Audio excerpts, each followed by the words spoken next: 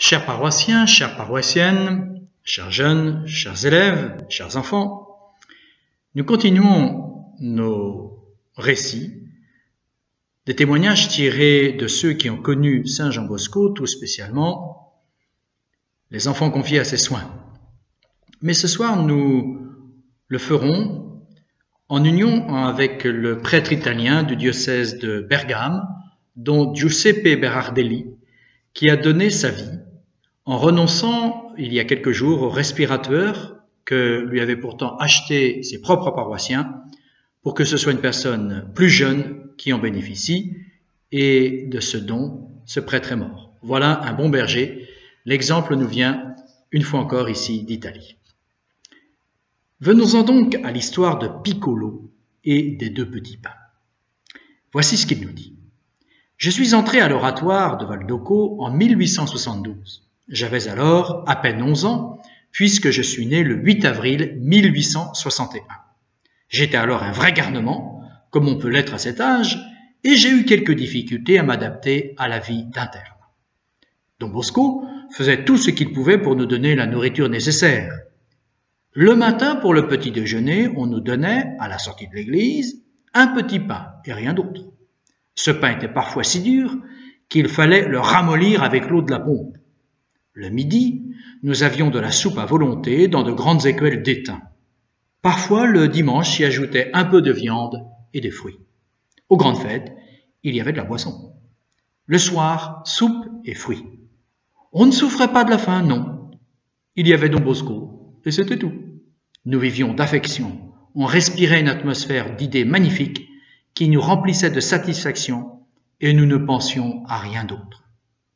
Mais au goûter, on nous donnait la fameuse pagnotte toute fraîche. Les fours à pain se trouvaient sous le sanctuaire de Marie Auxiliatrice, construit par Saint Jean Bosco. Durant la récréation de 4 heures, nous allions auprès des lucarnes respirer le parfum du pain que l'on était en train de défourner. Les employés sortaient, portant les paniers d'osier remplis de petits pains pour les distribuer aux jeunes. Un après-midi, je m'aperçus que quelques-uns de mes camarades manœuvraient pour subtiliser en fraude quelques pains. Je me laissai tenter par la gourmandise et, profitant d'une distraction des porteurs, je pris 2 petits pains et je courus derrière les arcades pour les manger avec avidité. Puis vint le remords. Tu as volé. Demain tu devras communier. Tu dois te confesser. Mais mon confesseur était Don Bosco.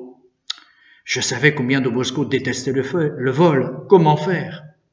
Moins par honte que pour ne pas déplaire à Don Bosco, je me sauvai par la porte de l'église et j'allai tout droit à la Consolata, une église proche de Valdocco. J'entrai dans la pénombre de l'église, choisis le confessionnal le plus discret et commençai ma confession. Je suis venu me confesser ici parce que j'ai honte de me confesser à Don Bosco. Une voix me répond. Écoute, Don Bosco n'en saura jamais rien. C'était la voix de Don Bosco. Ce n'était pas possible. Don Bosco se trouvait à l'oratoire. Une sueur froide couvrait mon corps. Serait-ce un miracle? Non, rien de miraculeux. Don Bosco avait été invité, comme d'habitude, à venir confesser à l'église de la Consolata, et j'étais tombé précisément sur celui que je voulais éviter. Parle, parle, mon cher enfant. Qu'est-ce qui t'est arrivé? Je tremblais comme une feuille. J'ai volé 2 pains. Et ils t'ont fait du mal? Non. Et alors, ne te tourmente pas. Tu avais faim? Oui. Faim de pain et soif d'eau, c'est une bonne faim et une bonne soif. Écoute, quand tu auras besoin de quelque chose, demande à Don Bosco. Il te donnera tout le pain que tu voudras. Mais rappelle-toi bien, Don Bosco préfère ta confiance plutôt que de te croire innocent. Avec ta confiance, il pourra toujours t'aider. Mais avec ton innocence, tout pourrait glisser et tomber et personne ne t'aiderait. La richesse de Don Bosco, c'est la confiance de ses fils. Je n'oublierai jamais cette bonté et cette leçon. L'année suivante, ma mère vint me voir. J'étais en seconde de collège, c'est-à-dire en 5e. Elle me parla pendant la récréation, après le repas de midi, et au milieu d'autre chose, elle me dit sa peine d'avoir essuyé Un refus de monsieur le préfet, c'est ainsi qu'on appelle l'économe.